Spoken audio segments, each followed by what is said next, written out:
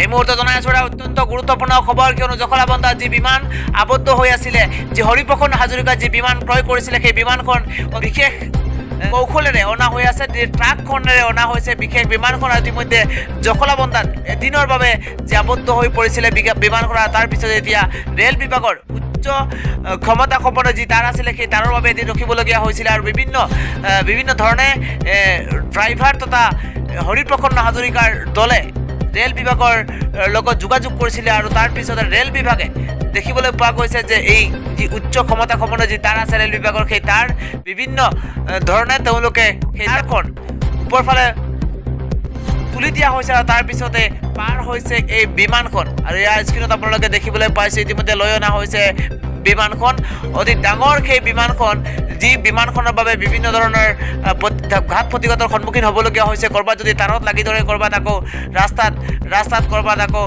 ৰাষ্ট্ৰীয় ঘাইপথত বিভিন্ন ধৰণৰ দুৰ্ঘটনাৰ সন্মুখীন হৈছে এই বিমানখন।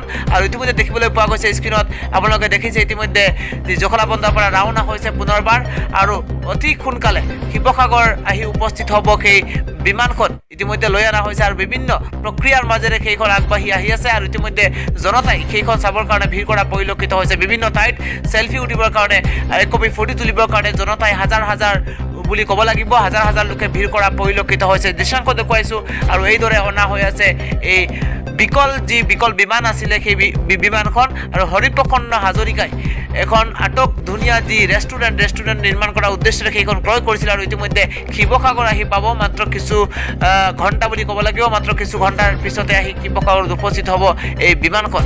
আৰু ইতিমধ্যে ৰাওনা হৈছে সুদূৰ মুম্বাইৰ পৰা আহি প্ৰথমে জখলাবন্ধাত উপস্থিত হৈছিলে, তাত এদিন থাকিবলগীয়া হৈছিলে আৰু এতিয়া জখলাবন্ধাৰ পৰা পুনৰ ৰাওনা হৈ ইতিমধ্যে শিৱসাগৰ মোৱা হৈছে এই বিশেষ বিমানখন।